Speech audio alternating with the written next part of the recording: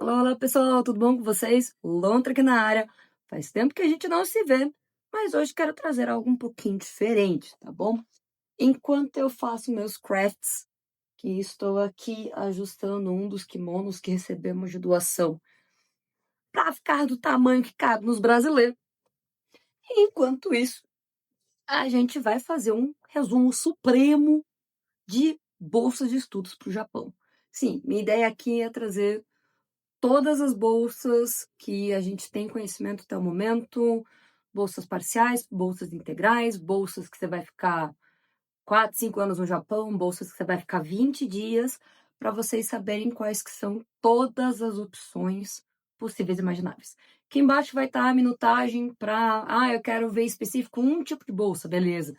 Mas assim, se é a primeira vez que você está ouvindo falar que é possível estudar no Japão com absolutamente tudo pago, para você poder ver esse vídeo inteiro, completo, saber quais são as opções reais e saber quais dessas opções encaixa para o seu perfil, a sua escolaridade e o que você quer estudar lá no Japão, tá bom? Então vem comigo, vem com a Lontra, que eu vou te contar como que você pode estudar no Japão com tudo pago. Então, gente, a gente vai separar em algumas categorias aqui. Inicialmente, a gente vai falar sobre as bolsas de graduação ou a nível de graduação, tá bom? E dentro delas, a gente vai ter algumas delas que vão ser plenas, ou seja, que você vai ficar no Japão o tempo todo, ou seja, você vai fazer a graduação inteira lá, aos 4, 5 anos, e as outras que você vai fazer parcial, só uma parte da tua graduação que você vai fazer lá no Japão, tá? Como eu disse, eu tô tentando me achar no meio dessa desgraça.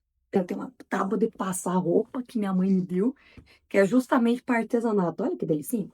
Então, vamos lá. Primeiro de tudo, a gente tem talvez uma das mais famosas de tudo, que são as bolsas MEXT. Daí a gente vai falar meio que casadinho da MEXT graduação, MEXT técnico e MEXT curso profissionalizante. Qual que é a maior diferença entre essas bolsas? Os cursos disponíveis, tá? Então, aqui é o primeiro passo que vocês têm que tomar cuidado, que curso que às vezes está disponível em uma, não está disponível na outra. E a grande diferença também, além disso, é o tempo de duração que você vai ficar no Japão. Curso profissionalizante você fica 3 anos, escola técnica 4 anos, graduação 5 anos, com uma pequena variaçãozinha aí para quem vai fazer medicina, odontologia, arquitetura e veterinária. Uma coisa assim.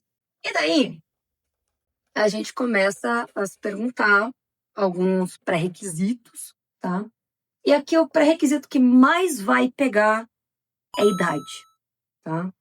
A gente vai ter uma idade limite para vocês poderem aplicar para essas bolsas do MEXT da graduação, que é até os 24 anos de idade. Então, você pode aplicar quando você estiver no terceirão, tá? Quando você tiver 17 anos, lá em junho de cada ano, normalmente abre o período da inscrição, tá bom? Para você embarcar para o Japão em abril do ano seguinte, tá? Por isso que você já pode aplicar no terceirão, estando no terceirão. Então, muitas vezes o que pega nessas 3 modalidades é o limite de idade. Ai, como é que eu faço para aplicar então? Você vai ver aqui qual consulado que atende a sua região que você reside. Spoiler, isso vai servir para qualquer bolsa do MEXT. E você vai ver o edital do MEXT graduação ou curso profissionalizante ou escola técnica, dependendo de qual você quiser, e vai seguir todas as instruções que estão descritas no seu consulado. E aqui é a dica mais importante de todas: sigam o edital do seu consulado. Por quê? Cada consulado tem algumas pequenas variações de um consulado para o outro, tá? E muita gente perde inscrição, roda principalmente na documentação por conta disso. Então, acho que esse é o principal de todos. Tomem cuidado com o edital. Sim, cada consulado tem as suas diferenças de um consulado para outro, tá bom? Então, eu sou residente aqui de Curitiba, eu vou aplicar então no consulado de Curitiba. Mas o de São Paulo? Não, o de São Paulo vai ter coisa específica do de São Paulo. Data pode mudar, dia da prova pode mudar, documento necessário pode mudar, então tomem bastante cuidado. E a outra dica importante, que também acho que vai valer para todas as bolsas, o edital pode variar de ano para ano. Por favor, tomem cuidado. Muitas vezes a galera se baseia só nos editais antigos. É interessante você ter uma noção dos editais antigos, mas não é só isso. Outra coisa muito importante, correlação à concorrência. Quem pode aplicar para essa bolsa? Qualquer pessoa que esteja dentro dessa faixa de idade, que tenha já terminado ou esteja terminando o ensino médio. Ou seja, é uma bolsa que não é apenas para descendentes ou pessoal que já participa da comunidade Nikkei, por exemplo, né? E aqui a gente vai ter algumas dicas muito importantes para você que vai começar a se preparar para essa prova, tá? Para esse processo seletivo. O processo seletivo, ele consta de documentação, provas e entrevista. O problema é que essas provas dessas modalidades em específico é praticamente um vestibular japonês. Então, vai cair inglês, vai cair japonês e vai cair matemática. Em todas elas vai cair matemática. Mas em algumas delas, modalidades pode cair química, física ou biologia. Ou biologia, tá? De novo, no site dos consulados, isso já diz bem certinho qual que cai em qual. Ou seja, vocês vão ter que estudar a lá japonês. E é muito difícil a gente encontrar material em português ou mesmo material em inglês. Você vai ter alguns vídeos resolvidos. Inclusive, aqui no canal a gente tem playlist de exercício resolvido só das provas MEXT. E se você quiser um acompanhamento personalizado, vê aqui no link aqui embaixo. A gente tem algumas turmas ainda em vaga para 2026. Então, acho que esse é o principal ponto dessa modalidade. Essas provas, elas são puxadas mesmo, tá? Então, assim, vamos pensar assim, é impossível? Não, claro que não é. É a mesma coisa que você pensar que você está fazendo um vestibular, tá? Você vai se preparar para o vestibular nos últimos 3 meses? Ou você vai passar 1 ano no cursinho, ou 6 meses no cursinho, né? É quase como se fosse a mesma lógica, tá? Qual é a vantagem? É que não cai tantas disciplinas. Qual é a desvantagem? O ritmo das provas é bem diferente. Aqui um disclaimer muito importante. Vídeos mais antigos, inclusive meus aqui, era comum até 2019, 2020 ser suficiente você estudar só pelas provas antigas.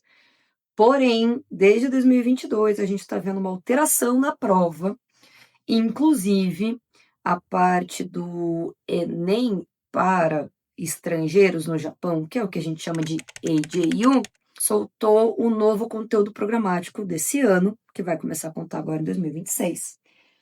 E mudaram várias coisas, e as provas, elas realmente estão com uma padronagem diferente do que são as provas disponíveis antigas, né? Então, a gente tem visto, pelo que os alunos têm relatado, o pessoal tem conversado, que as provas estão mais parecidas com as provas do EDU.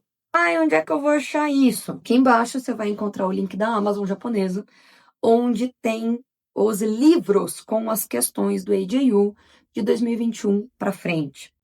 Entrega aqui no Brasil? Entrega, tá? Entrega. O estilo do MEXT do AJU é igual? Não, não é. Mas é muito mais uma questão do conteúdo que vem caindo. Vamos lá, então esse conteúdo está caindo mais na prova de profissionalizante, eu vou estudar só esse conteúdo. Recomendo fortemente que não façam isso. Probabilidade caía muito pouco, parece que está caindo bastante. Parte de derivada integral quase não caía no profissionalizante, estava caindo. Trigonometria quase não caía no graduação, mas ano passado caiu. E pode acontecer de vocês abrirem a prova e tá completamente diferente de qualquer coisa que a gente já viu até hoje na prova do MEXT. Então, vão com isso em mente também, que não é só porque os anos anteriores isso estava acontecendo, que vai continuar acontecendo neste ano também. Tomem bastante cuidado com isso, tá bom? Fomos à primeira bolsa, vamos para a próxima. Agora, nível de graduação, mas agora vamos falar de uma bolsa que não é plena, você não vai fazer a graduação inteira lá. Você vai fazer só uma parte da graduação, mas ainda é o MECSH, que é o MECSH Língua e Cultura, tá bom? Ela é uma bolsa bem específica, você vai ficar lá na duração de 1 ano, também é uma bolsa MECSH, né? Então também é o governo japonês que vai estar pagando para você ficar lá. O MECSH é o Ministério da Educação, Tecnologia, Ciência e Esportes do Japão, tá? E ele que financia essas bolsas. Então, você está indo estudar no Japão com o dinheiro do governo japonês e não do Brasil, tá bom? Tem toda uma estrutura política e diplomática de por que o Japão estrutura essas bolsas, tá bom? Que posso trazer para vocês em outro vídeo. Dessa parte da MECSH Língua e Cultura, o que a gente vai ter um mais puxadinho dos pré-requisitos, tá? Que vai ter diretamente relação com a concorrência. Quem pode aplicar para tudo isso? Só quem é descendente de japoneses e está fazendo a graduação, ou quem está fazendo a graduação de letras japonês, independente da ascendência, tá? E você tem um limite de idade entre 18 e 30 anos. E você também não pode estar nem no primeiro nem no último período da sua graduação, tá? E o pré-requisito também, que é importante ser cumprido, é que quando você volte para o Brasil, você termine a graduação. Por que essa bolsa tem esses pré-requisitos? Você vai ficar 1 ano no Japão estudando sobre língua e cultura japonesa. Para quem é descendente, tem muito essa parte da reconexão, né, familiar, histórica, etc. Que o Japão tem isso muito forte em outras bolsas que a gente vai comentar mais para frente também, especialmente as bolsas da JICA. E a gente vai ter para quem está fazendo letras japonês, porque a gente sabe que é impossível você separar a língua da cultura. Então, o ensino de língua com sabendo mais da cultura, estando lá no Japão, entendendo isso, realmente faz bastante diferença. Você normalmente vai aplicar para ela agora em janeiro, fevereiro de cada ano, ou seja, já está aí batendo na porta. Fiquem de olho de novo nos mesmos consulados que a gente falou da bolsa anterior. Veja o consulado que atende a sua região, vai ter lá todas as inscrições, todos os detalhes, etc. Aqui também é importante a gente comentar que vocês vão fazer a prova só de japonês, língua e cultura japonesa, e vai ter entrevista, etc. Mas você tem os níveis ali do N3, N4, de novo, isso pode mudar um pouquinho de ano para ano. Mas qual é a parte interessante? Veja se é estritamente necessário você ter o certificado ou se você pode ter outro meio de comprovação que você tem aquele nível. Como tem só 2 JLSPTs por ano, no Rokushiken, né? As provas de proficiência do japonês. Mas a gente tem algumas outras provas como o J-Test. Verifique se o consulado de vocês, neste ano que você está aplicando, principalmente para quem estiver vendo esses vídeos no futuro, está aceitando ou não. Porque em alguns anos eles aceitam, às vezes não. N questões, dependendo do consulado. Então, qualquer dúvida, principalmente sobre documentação, verifique no site do consulado que atende a região de vocês. É muito comum muitas pessoas que fazem MECSH Língua e Cultura conseguirem depois ir para um mestrado ou doutorado no Japão. Então, que para você se destacar da concorrência, por que você quer ir para lá nesse nível? Você está querendo ir só para passear, conhecer o Japão? Ou qual que é o teu objetivo a longo prazo, né? Até que isso ele tem na ficha de inscrição. Você colocar um objetivo a longo prazo que vai linkar com o seu curso, etc., vai te dar muita mais robustez. Até porque, de novo, é uma bolsa. Mesmo que a concorrência seja menor, mas ainda tem a sua concorrência. E, querendo ou não, vão os melhores. Então, como aqui tem menos provas, querendo ou não, quanto menos provas tiver, mais vai acabar puxando para o lado da documentação, da entrevista, de quais são os seus motivos por trás de tudo isso. Beleza? Então, vamos para a próxima. Última bolsa a nível de graduação que a gente vai ter aqui para conversar é a bolsa de mobilidade acadêmica. Sim, mais uma bolsa que ela vai ser a curto prazo, normalmente 6 meses a 1 ano. E o que vai pegar bastante nessa bolsa? Qual é o ponto principal desta bolsa? A sua universidade que você está fazendo aqui no Brasil precisa ter um vínculo existente e vigente com universidades lá do Japão. Normalmente são esses tratados de MOU. Eita, derrubei o fio. Assim. Então, quais são alguns pré-requisitos? Você precisa estar numa graduação aqui no Brasil e esta universidade precisa ter parceria vigente com alguma universidade japonesa.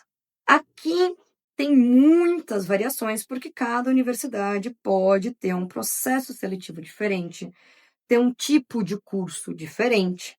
Então, vai ter universidade que é especificamente para 6 meses, algumas variam, algumas é bolsa interna da universidade, algumas o financiamento vem pela JASO, algumas você vai ter que pagar, uma parte pelo menos, algumas delas você vai ter que justificar o porquê que você quer a bolsa. Então, essa parte de mobilidade acadêmica varia muito. Então, a dica principal para vocês é, primeiro de tudo, consulte no site da universidade brasileira de vocês se possui algum tipo de MOU ou de alguma cooperação internacional vigente com universidades do Japão. Normalmente, as universidades aqui do Brasil vão ter uma parte ali de setor de internacionalização. E não são só universidades públicas, tá, gente? Universidades particulares, por vezes, também têm essas parcerias. Se você vê que realmente tem, né, uma pré-parceria, entre em contato com o setor internacional da sua universidade para verificar bem certinho como ser o procedimento, tá? Às vezes, o processo seletivo é feito ou na universidade daqui do Brasil, mas às vezes pode ser um processo seletivo direto na universidade do Japão, que você precisa só de uma permissão, de um aceite da sua universidade brasileira. E o resto, realmente, vocês vão ter que ficar muito de olho em cada edital, porque realmente vai mudar bastante coisa de um para outro. Belezinha? Então, gente, estamos aqui, passamos por várias bolsas a nível de tudo, a nível de graduação. Como a gente disse, é bastante coisa, tá? Oi, pessoal, tudo bom com vocês? Lontra do Futuro aqui para falar que sim, a gente vai acabar dividindo o vídeo em 3 partes, tá bom? Então vão ficar um vídeo só para as bolsas a nível de graduação, um segundo vídeo só para as bolsas e processos seletivos para a parte de pesquisa, pós-graduação. Então, um terceiro mais curtinho que vai ser para as bolsas de treinamento e especializações. Tá bom? Então, falei no começo do vídeo que ia ficar junto, a gente vai separar nessas 3 categorias para ficar mais simples, mais cortadinho, para vocês já irem acompanhando. Então, próximo vídeo são os processos seletivos relacionados a pesquisa e pós-graduação no Japão. Espero vocês lá.